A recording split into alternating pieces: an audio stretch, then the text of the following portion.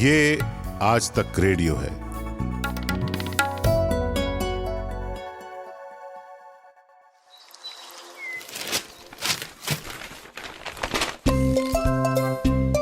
आज के अखबार। हेलो नमस्कार, आप सुन रहे हैं आज तक रेडियो का मॉर्निंग न्यूज़ शो आज के अखबार। मैं हूं आपके साथ चेतना काला। शुक्रवार 12 जुलाई की सुबह है और बिना कोई देरी किए शुरू करते हैं हमारा पॉडकास्ट। मेरे सामने सबसे पहले अखबार है द हिंदू और खबर है, सुप्रीम कोर्ट ने विवादों से घिरी नीट यूजी 2024 की परीक्षा से जुड़ी याचिकाओं पर सुनवाई गुरुवार 18 जुलाई तक के लिए टाल दी है। इन याचिकाओं में नीट यूजी 2024 के आयोजन में कथित अनियमितताओं और कदाचार की जांच करने के लिए परीक्षा रद्द करने और नए सिरे से परीक्षा आयोजित करने का निर्देश देने का अनुरोध किया गया है। शीर्ष अदालत ने कुछ याचिकाकर्ताओं को मामले में केंद्र सरकार और एनटीए की ओर से दाखिल हलफनामों की प्रति नहीं मिल पाने के मद्देनजर ये कदम उठाया। सीजीआई डीवाई चंद्रचूड़, न्यायमूर्ति जेबी पारदीवाला और न्यायमूर्ति मनोज मिश्र की पीठ ने कहा कि कुछ याचिकाकर्ताओं की पैरवी कर रहे वकीलों को केंद्र और एनटीए की तरफ से वेडनेसडे को अलग अलग दाखिल किए गए हलफनामों की कॉपी अभी तक नहीं मिली है। अगली सुनवाई 18 जुलाई को होगी। हालांकि केंद्र की तरफ से पेश सॉलिसिटर जनरल तुषार मेहता ने कहा कि उन्होंने याचिकाकर्ताओं के वकील को अपने हलफनामे की कॉपी उपलब्ध करा दी है। संक्षिप्त सुनवाई के दौरान याचिकाकर्ताओं के वकील ने मामले को 15 जुलाई को लिस्ट करने का आग्रह किया, लेकिन मेहता ने कहा कि वो उस दिन उपलब्ध नहीं रहेंगे।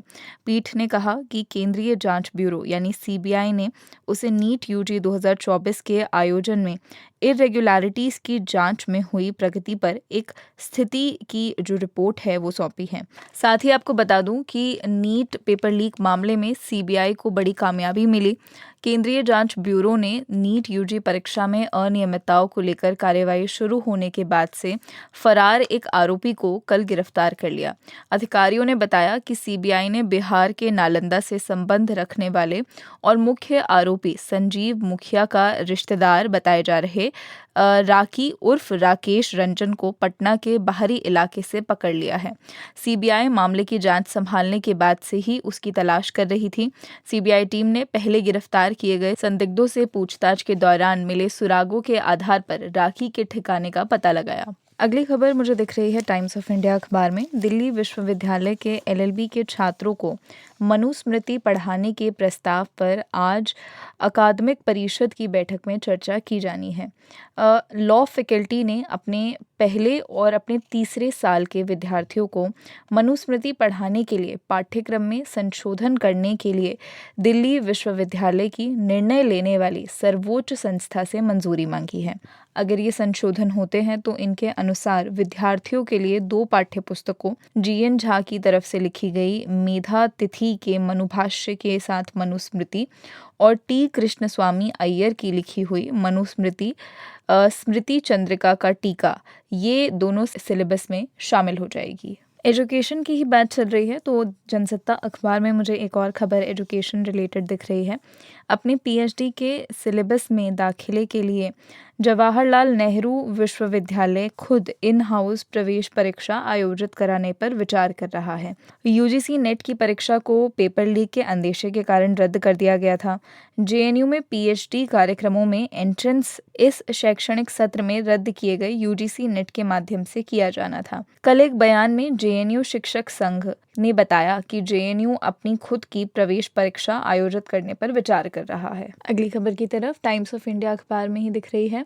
हरियाणा से दिल्ली आने वाली मुनक नहर का बांध टूटने से बवाना की जेजे कॉलोनी में पानी भर गया है, जिससे लोग घरों में कैद हो गए। ये मामला है दिल्ली का। ये घटना वेडनेसडे और कल के दरमियान रात 12 से 2 बजे के बीच उस वक्त हुई जब लोग गहरी नींद में सो रहे थे। बांध के टूटने से पानी आसपास के इलाकों में फैल गया और तेजी से लोगों के घरों की तरफ बढ़ने लगा। जब तक लोगों की नींद खुली तब तक बाढ़ जैसे हालात बन गए थे। वहीं तब तक प्रशासन की नींद टूटती और वो हरियाणा से पानी रोकने के लिए कहता, तब तक बवाना पूरी तरह से पानी पानी हो गया था। अगली खबर का रुख करते हैं। द इंडियन एक्सप्रेस अखबार मेरे पास है और खबर है प्रधानमंत्री नरेंद्र मोदी ने कल बजट को लेकर अर्थशास्त्रियों के विचार और सुझाव जानने के लिए उनके साथ बैठक की। खुद प्रधानमंत्री नरेंद्र मोदी ने एक्स पर ये जानकारी दी और बैठक से संबंधित फोटो भी सार्वजनिक किए। विदेश दौरे के बाद प्रधानमंत्री की बजट से संबंधित ये पहली बैठक थी। बैठक में केंद्रीय वित्त मंत्री निर्मला सीतारमण समेत वित्त विभाग के अधिकारी शामिल थे। निर्मला सीतारमण 23 जुलाई को संसद के वित्त वर्ष 2024-25 का बजट पेश करेंगी। अच्छा, एक और खबर जो मुझे इंडियन एक्सप्रेस अखबार में ही दिख रही है। महाराष्ट्र सरकार ने कल विधानसभा में एक विधेयक पेश किया जिसका उद्देश्य नक्सली संगठनों या इसी तरह के निकायों की गैर कानूनी गतिविधियों पर प्रभावी अंकुश लगाना होगा।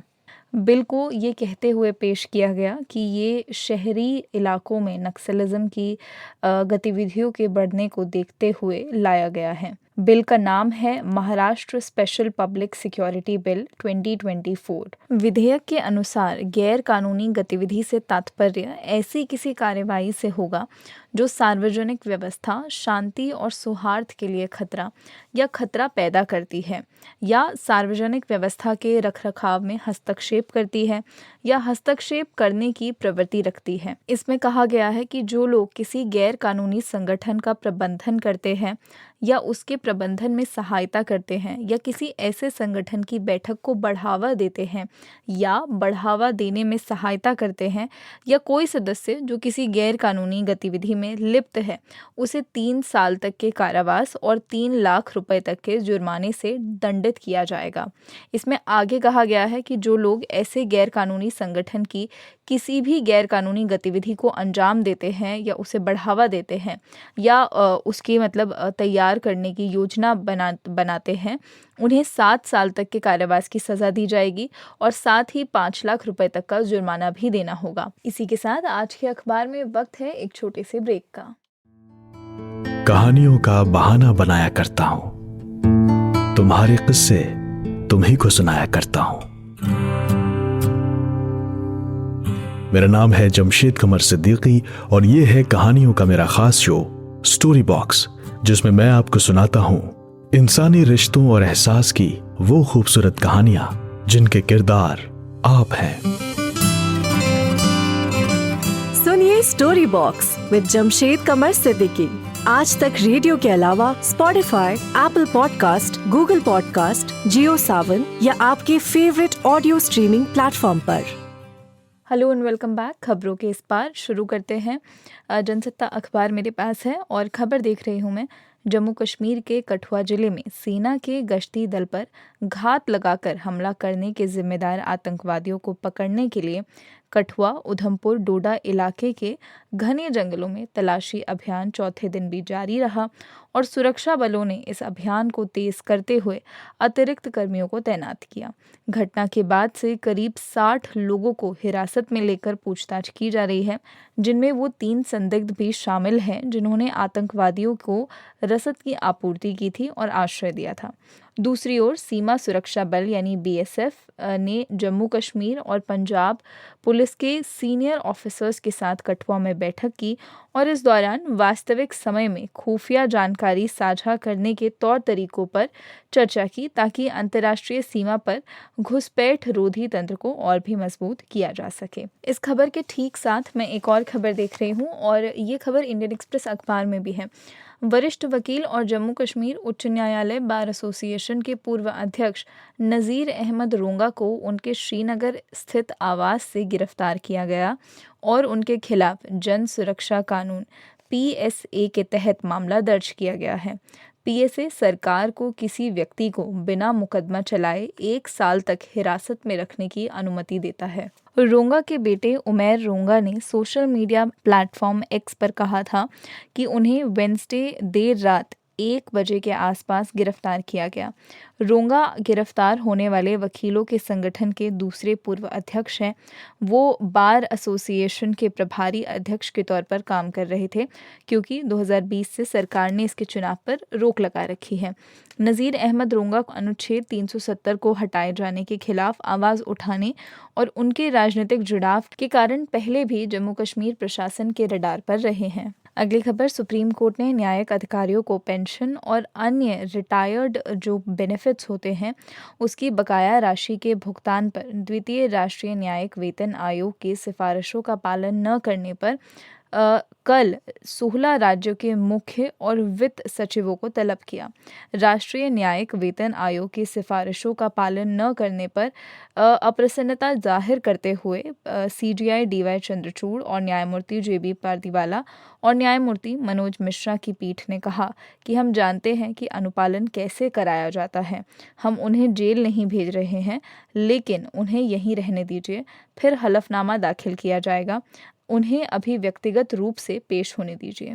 आदेश के अनुसार पीठ ने आंध्र प्रदेश, पश्चिम बंगाल, छत्तीसगढ़, दिल्ली, असम, अरुणाचल प्रदेश, नागालैंड, मिजोरम, हिमाचल प्रदेश, केरल, मेघालय, मध्य प्रदेश, तमिलनाडु, मणिपुर, उड़ीसा और राजस्थान के शीर्ष 2 नौकरशाहों को 23 अगस्त को उनके सामने पेश होने का निर्देश दिया है। इसी के साथ आज के अखबार में बस इतना ही। मुझे यानी चेतना काला को दीजिए इजाज़त। आपसे फिर मुलाकात होगी किसी और पॉडकास्ट में।